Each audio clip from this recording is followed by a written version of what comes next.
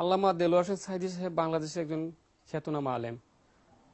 আমরা ছোটবেলা থেকেই আল্লামা দেলোয়ার হোসেন সাঈদী সাহেবের নাম শুনে এসেছি। একজন খ্যাতনামা আলেম হিসাবে, একজন প্রখ্যাত বক্তা হিসাবে তার নাম সুনাম সারা দেশব্যাপী ছড়িয়েছিল। ছোটবেলায় আল্লামা দেলোয়ার হোসেন সাঈদী সাহেবের ওয়াজের ক্যাসেট আমরা শুনেছি এবং শুনে তার ওয়াজের ক্যাসেট মনোমুগ্ধ হয়ে শুনতাম। তিনি যা বলতেন বিভিন্ন বিষয়ে আমরা খুব গভীর মনোযোগের সাথে ছোটবেলা থেকে শুনতাম এবং তখন থেকে আল্লামা সাঈদী সাহেবের প্রতি একজন অনুরাগী হিসাবে ছিলাম আমি ব্যক্তিগতভাবে নিজে। এবং আমার খুবই সৌভাগ্য হয়েছে যে একটি মামলায় আমাকে যখন কারাগারে নেওয়া হলো, সেই কারাগারে আমি ছিলাম, তখন আল্লামা সাঈদী সাহেবের সঙ্গে আমার দেখা হয়েছে। এবং আমি যখন কারাগারে ছিলাম তখন রমজান মাস ছিল, রমজানের ঈদ ছিল। ঈদের দিন আমাদেরকে একটি জায়গায় নামাজের জন্য দেওয়া হয়েছিল। আমাদের ঢাকা কেন্দ্রীয় কারাগারে দুটি বড় ঈদের জামাত হয় কারাগারের ভিতরে, কয়েদি এবং যারা হাজতে থাকেন তাদের জন্য। কিন্তু আরেকটি ছোট্ট একটি জামাত হয়েছিল আমরা 13 জনকে নিয়ে, সেখানে আল্লামা দেলোয়ার হোসেন সাঈদী সাহেব ওই 13 জনের জামাত ইমামতি করেছিলেন।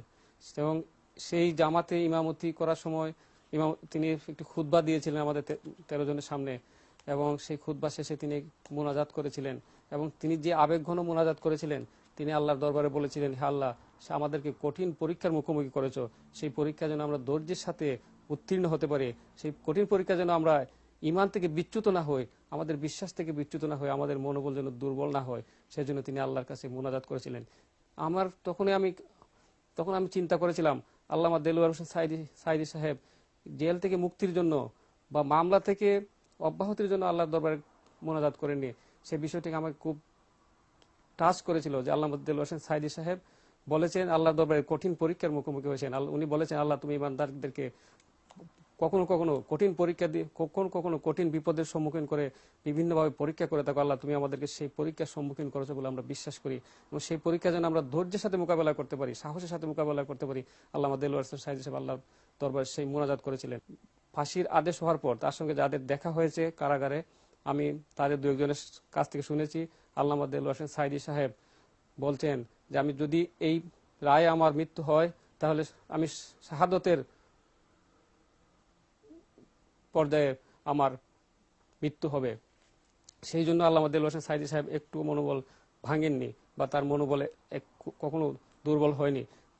একজন ইমানদার ব্যক্তি হিসাবে তাতে প্রমাণ করে আল্লামা দেলোয়ার হোসেন সাঈদী সাহেব একজন খাঁটি ইমানদার মানুষ এবং আল্লাহর প্রতি তার যে আস্থা ও বিশ্বাস, আল্লাহর বিধানের প্রতি আস্থা ও বিশ্বাস, তিনি যে আল্লাহর বিধান মানুষের সামনে প্রচার করেছিলেন, তার সেই যে বিশ্বাস, সেই বিশ্বাসে তিনি অটুট আছেন। সেই জন্য তিনি তার ফাঁসিকে তিনি ভয় পাচ্ছেন না। আল্লামা দেলোয়ার হোসেন সাঈদী সাহেবের বিরুদ্ধে আমাদের অনুসন্ধান, একজন সাংবাদিক হিসাবে আমরা যে অনুসন্ধান করেছি আল্লামা দেলোয়ার হোসেন সাঈদী সাহেবের মামলাগুলো নিয়ে, সেই অনুসন্ধানে প্রমাণিত সত্য যে আল্লামা দেলোয়ার হোসেন সাঈদী সাহেবের বিরুদ্ধে যে মামলা করা হয়েছে সেগুলো মিথ্যা, বানোয়াট অভিযোগে মামলা করা হয়েছে। কারণ প্রতিটি অভিযোগ আল্লামা দেলোয়ার হোসেন সাঈদীর বিরুদ্ধে আনা হয়েছে রাজনৈতিক প্রতিহিংসার কারণে। রাজনৈতিক প্রতিহিংসা চরিতার্থ করার জন্যই বর্তমান এই সরকার আল্লামা দেলোয়ার হোসেন সাহেবের বিরুদ্ধে মতো একজন প্রখ্যাত আলেমের দ্বীনের বিরুদ্ধে এই মামলাটি দায়ের করেছেন এবং সেই মামলায় তাকে এই মিথ্যা অভিযোগের ভিত্তিতে আদালতও তাকে যে দণ্ড দিয়েছে, আমরা অত্যন্ত মর্মাহত।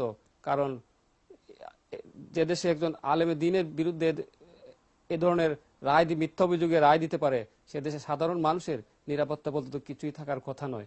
সেই জন্য আমরা নিজেরা অত্যন্ত মর্মাহত এবং আমি মনে করি সেই রায় বাতিল হওয়া উচিত এবং আল্লামা দেলোয়ার হোসেন সাঈদী সাহেবকে অবিলম্বে মুক্তি দিয়ে মানুষের সামনে তিনি যে দ্বীনের খেদমত করছিলেন, তিনি যে ইসলামের খেদমত করছিলেন, সেই খেদমতের সুযোগ দেওয়া উচিত।